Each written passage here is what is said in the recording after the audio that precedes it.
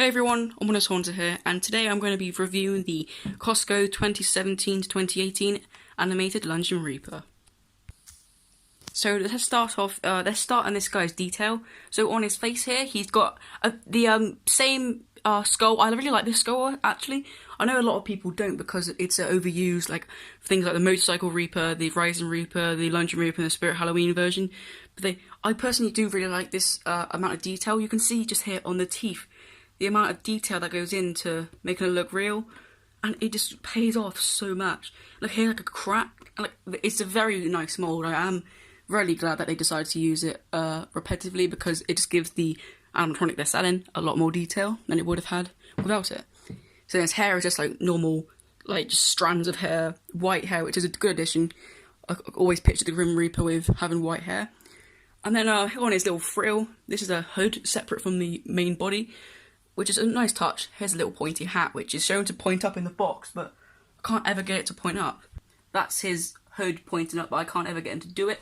Like up here, we have his scythe, which is very nice. I wouldn't say there's any paint mistakes on it, since it is supposed to look all messy and made of stone, which I think is definitely a effect they're pulling off. That's where it connects to the wooden stick. I like this. If you hadn't already noticed this, but the Spirit Halloween version from 2015, I think it was, didn't have, it was only a stick. It wasn't like, yeah, it wasn't like detailed. This looks like wood, and it's really awesome. Then that kind of just goes down here and connects to his base, which has a designated zone where you can put it on so it won't fall over or nothing. His cloak just goes down to his base and covers it. Like I've just coloured it to make it a little bit nicer. That's where a sensor would go. I just haven't got him set up correctly yet, but I hopefully will do soon. Here's his lungeon hand. This goes from, it just connects from here, and that's obviously where the animation comes from. Runs down here, and here's his hand. Probably, weirdly, my favourite part of this animatronic. Just shows you the amount of detail, again, with the face. Slightly different skin tone from the hand and the face. Although I wouldn't say skin tone, it's more like a bone tone, if that makes any sense to you. But, you know, you get what I mean. But yeah, I like what's going on over here, the amount of detail. The black really mixes in well with the dirty yellow. And on the other side, underside, it's just the same kind of thing, really. But with obviously the dips where they should be, unlike the Rising one.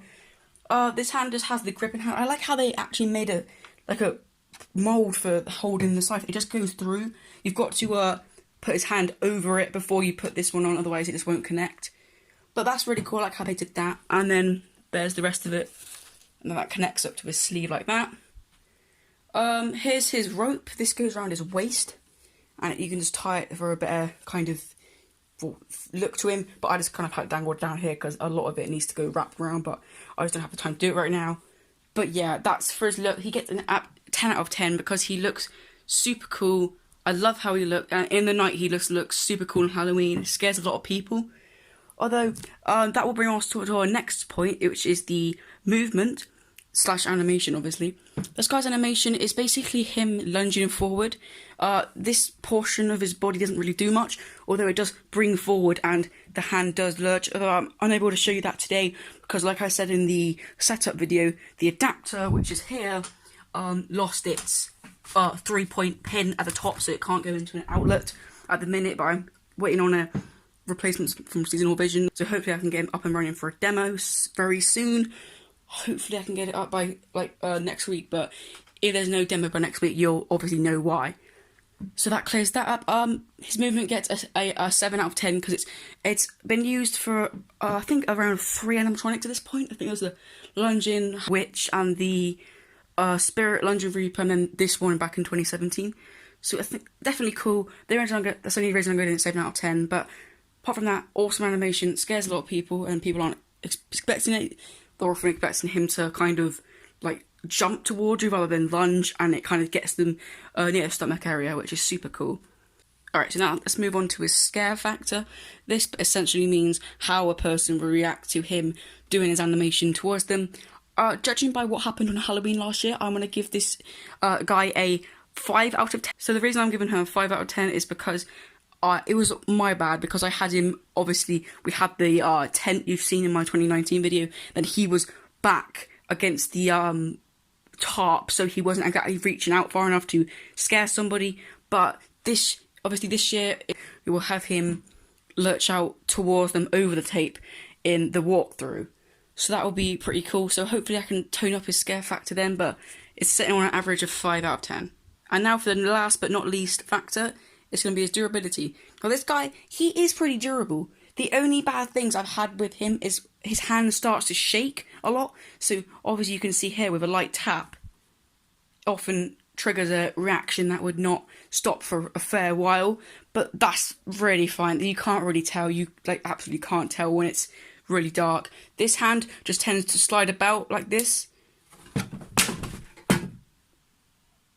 Okay, that was not planned to happen, but speaking of durability, his scythe had just fallen off and broken. So that's totally not their fault, not Seasonal Vision's fault at all. I just did not repair this part before doing the video because he had it in storage. So that's not their fault. That would not happen with yours.